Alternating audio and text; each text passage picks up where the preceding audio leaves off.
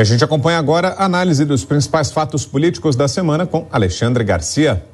Olá, Alexandre. Pelo jeito, quanto mais próximas ficam as eleições, mais animado o ambiente aí em Brasília? Olá. É verdade, faltam 30 dias para a eleição e a novidade dessa semana foi a confirmação pela Justiça Eleitoral do impedimento de o eleitor, no ato de votar, estar com o seu próprio celular. Tem um amigo muito desconfiado que me disse que vai exigir do mesário um recibo com as características do telefone e a hora em que o telefone foi, digamos, entregue ou apreendido, né? Porque ele pode estar lá dentro, se demorar um pouco na hora de votar, e se aparecer mensagem ou postagem, ou mesmo uma transferência bancária naquele horário, né?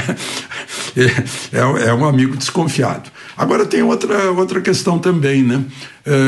Porque se a pessoa não quiser entregar o celular, aí ele vai ser impedido de votar? A Constituição diz que todo poder emana do povo. E aí, no artigo 14, diz o seguinte, que a soberania popular será exercida pelo voto direto e secreto, com valor igual para todos. Eu diria, igual para todos os que tiverem celular e os que não tiverem celular, né? O voto é obrigatório, mas também é um direito, né? Será que existe a possibilidade de cassar esse direito? De impedir que o eleitor cumpra a sua obrigação, se ele quiser permanecer com seu celular? O argumento é que é para proteger o sigilo do voto. Mas eu pergunto, o eleitor não é dono de seu próprio sigilo? Se ele quiser fotografar o voto, né? Se ele quiser contar para todo mundo em quem ele votou, ele pode. O que ele não pode é revelar o voto dos outros, nem a Justiça Eleitoral pode. Então, é um caso a ser pensado. E por falar em sigilo, soube-se nesta semana que a quebra de sigilo bancário e bloqueio de bens de 8 empresários não havia sido pedida por gente da Polícia Federal. Acontece que antes disso houve um pedido daquele senador que rotineiramente movimenta o Supremo, da rede, Randolfo Rodrigues, né? Tem um senador e 2 deputados e movimenta o Supremo. E ele sugeriu isso. Quebra de sigilo bancário e fiscal, como se houvesse um crime financeiro praticado entre os 8 empresários, né? É coisa muito, muito interessante. O ministro Alexandre de Moraes, que mandou bloquear a conta bancária e quebrar sigilo bancário, alega que eles têm um saldo muito alto no banco com o potencial de financiar um golpe. Então, todo mundo que tem saldo bancário alto é suspeito, né? Uma coisa incrível, né? Mais um caso de crime de opinião. E tem uma agravante, né? A Constituição, no artigo 5º, que é a cláusula pétrea, lá na linha 12, diz que é inviolável o sigilo de dados telefônicos, né? É inviolável, né? E, no entanto, alguém violou, porque o próprio WhatsApp manda mensagem para a gente dizendo, olha, todas as mensagens são criptografadas, ninguém pode ler, nem mesmo o WhatsApp pode ler ou interpretar ou ver imagem, nada, né? Mas houve a violação. E lá na Constituição, também no artigo 5º, na linha 56, né, diz que é inadmissível a prova obtida por meios ilícitos. Então, fica difícil a gente entender o que está acontecendo, né? Tudo isso, assim, e ao desamparo do Senado, que poderia agir sobre isso, mas está lá, o presidente do Senado fica passivamente observando o panorama, né? Agora, até o padre Paulo Ricardo, que é um pregador da doutrina católica, muito popular, está sendo, a notícia chama de monitorado, é um eufemismo para vigiado, né? Espionado, né? Nas suas postagens no Telegram. Já é pela segunda vez, né? É duplamente, porque ele já estava entre os 100 maiores do Instagram, que estava sob vigilância do TSE, né? Agora ele especialmente Imagina só, né? Também a despeito do que diz a Constituição, no artigo 5º, se não me engano, a linha 6ª, que diz que é inviolável a liberdade de consciência e de crença. A gente está assistindo a cada dia a Constituição ser simplesmente ignorada. E foi criado um núcleo de inteligência no TSE. Eu falei há pouco no termo vigilância, né? Parece que isso agora era só que faltava para ficar bem parecido com a ficção do George Orwell, o 1984, né? Esse núcleo de inteligência tem 3 coronéis da PM, 3 integrantes do TSE fazendo parte, né? É para fazer a coleta de informações de segurança para combater a violência nas eleições, né? Acho que a polícia tem elementos para fazer isso normalmente, né? Aí eu fico pensando no DOPS. Foi criado em 1924, foi muito usado na ditadura Vargas e nos anos de governo militar, né? Depois, lá por meados dos anos 80, foram desativando e transferindo para a Polícia Federal até algumas funções do DOPS, né? Aí eu falei em Polícia Federal, eu fico imaginando como as notícias daqui do Brasil chegam no resto do mundo, na Ásia, Estados Unidos, ou Europa. Imagina, chega na Europa a notícia de que a Polícia Federal entrou à noite na casa de um deputado e prendeu o deputado. A Polícia Federal prendeu o presidente de um partido político. A Polícia Federal prendeu jornalistas, né? A Polícia Federal fez busca e apreensão nas casas de 8 conhecidos empresários.